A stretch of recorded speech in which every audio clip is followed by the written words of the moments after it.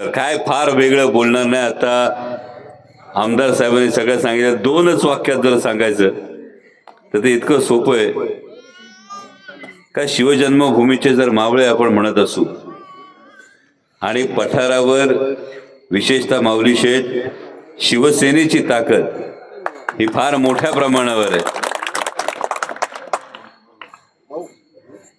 आणि छत्रपती शिवाजी महाराजांचे आपण सगळे मावळे आहोत. तर आपल्याला सगळ्यांना एक गोष्ट ठाऊक आहे, इतिहास सांगितला जातो तो खंडोजी खोपडे सुराजी पिसाळचा सांगितला जात नाही. इतिहास सांगितला जातो तो तानाजी मालुसर येसाजी कांकांचा सांगितला जातो. त्यामुळे हा महाराष्ट्र कधीही फितुरांना डोक्यावर घेत नाही, गद्दारी गाडल्याशिवाय राहत नाही. आणि जर शिवजन्मभूमीचे आपण मावळे आहोत तर वाजवा तुतारी गाडा गद्दारी एवढा सोपा मंत्र हा घेऊन आपल्याला चालावा लागेल. आणि हे सगळं करत असताना विशेषतः पठार भागामध्ये ही निवडणूक जी समोर आली, ही निवडणूक देशाची निवडणूक आहे.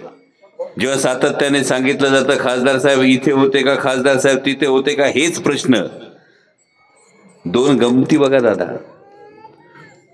20 वर्षाच्या पोराला 5 वर्षाच्या पोराबरोबर कुस्ती लावतात का? आता जायचं आखाड्यात लावतात का 20 वर्षाच्या पोराची 5 वर्षाच्या पोराबरोबर कुस्ती? सांगा पहिलवान गाडेकर नाही ना.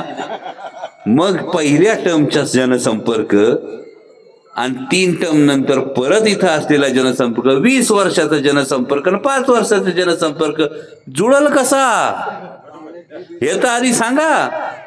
पण 20 वर्षाचा जनसंपर्क जुळत नसला तरी दुसऱ्या गोष्टी जुळतात बरं का. म्हणजे 3 टर्म त्यांना दिल्या.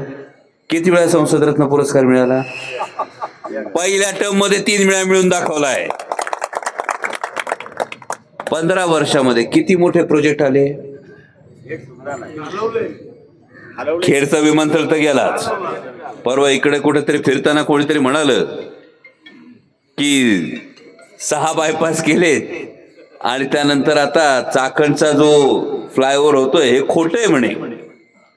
मला खरंच आश्चर्य वाटलं. 3 टर्म झाल्यानंतर एवढं तर कळलं पाहिजे ज्या प्रोजेक्टचं टेंडर ऑन आहे आणि आचारसंहिता संपली की ज्याचं टेंडर संपणार आहे.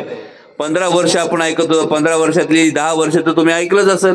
विरोधी पक्षातल्या खासदाराला कुठं काय मिळतं असं म्हटलं जात होतं. 14ला मीच होतो प्रचाराला, माहिती मी काय ऐकलंय. पण त्याच वेळी विरोधी पक्षातला खासदार असताना पहिल्याच टर्म मध्ये तब्बल 19,500 कोटी रुपयाचे नॅशनल हायवेचे प्रोजेक्ट आणून दाखवलेत. आज सगळ्याची टेंडर सुरू आहेत. आचारसंहिता संपली की ही कामं सुरू होती.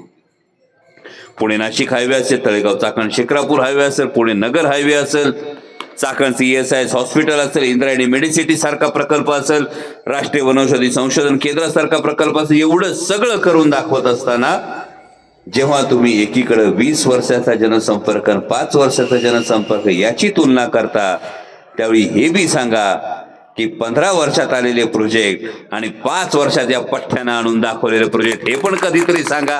15 वर्षात तुम्ही संसदेत किती वेळा बोललात हेही एकदा सांगा. आणि 5 वर्षात आमच्या कांद्यासाठी, आमच्या दुधासाठी कोण पोटतिडकीनं भांडलं हे सुद्धा सांगा. आता ज्यांना पंतप्रधान करण्यासाठी तुम्ही मतं मागायला येताय यांनीच आमची कांदा निर्यात बंदी केली. जेव्हा 40 रुपयाचा कांदा 10 रुपयावर गेला तेव्हा तुम्ही काय केलं? कांदा उत्पादक शेतकऱ्याच्या बाजूने उभा राहिलात का? पठारावर तुमच्यापैकी कितीतरी जण असतील. 100 लिटर दूध आहे ना आपलं.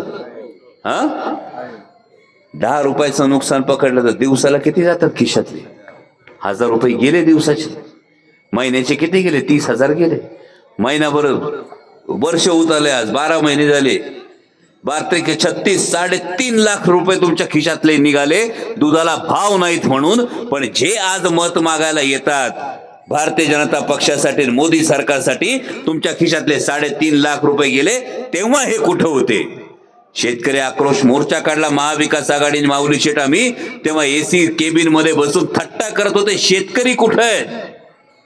आपण एकरामागं शेतकऱ्याचं जे नुकसान होतंय 30 रुपये किलो मागं जर नुकसान कांद्याचं होत असेल, दुधामागं दिवसाला 10 रुपयाचं नुकसान होत असेल, आणि जर ही माणसं पुन्हा भारतीय जनता पक्षाला केंद्रात बसवण्यासाठीच आपल्या समोर येत असतील, तर बाबांनो सावध व्हा. त्यात आता माऊलीच्या शिवसैनिकांचं फार बरं आहे. नियती कधी कधी लय भारी संकेत देते सरपंच. देवच सगळी सोय करतो.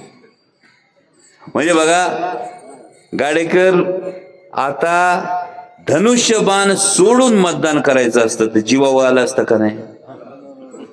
प्रत्येक शिवसैनिकाच्या जीवावर येते. समोर धनुष्यबाण दिसतो तरी बी धनुष्यबाण, आता धनुष्यबाण चोरीला गेलाय हे माहितीये, पण तरी बी जीवावर आलं असतं धनुष्यबाण समोर दिसत असताना धनुष्यबाण सोडून मतदान करायचंय. आणि घड्याळ पहिल्यापासून शत्रू आहे त्यांचा. म्हणजे सोयीचं इतकं झालंय का काही झालं तरी घड्याला मत द्यायचं नाही हे तुम्ही ठरवलंय. आमच्या सगळ्यांचं चोरीला गेलेलं आहे, त्यामुळे आम्हाला कन्फर्म माहितीये. त्यामुळे हे सगळं वरून ठरलेलं आहे की महाराष्ट्राच्या स्वाभिमानाची, शेतकऱ्यांच्या अभिमानाची तुतारी ही आता वाजली पाहिजे.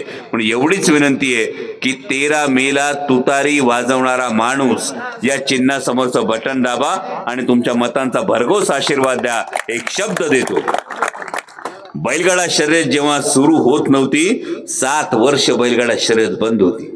भले भले सांगत होते, हे काही सांगते बैलगाडा शर्यत कुठे सुरू होती का? खाजगीत होत होत्या कुचऱ्या का? माहितीये माऊली शेठ मला गाडीत काय चर्चा व्हायच्या त्या. त्यामुळं बैलगाडा शर्यत काय सुरू होत नाही हे अनेक जण सांगत असताना तुम्ही सगळ्यांनी बघितलं, शब्द दिला होता, बैलगाडा शर्यत सुरू करून दाखवली.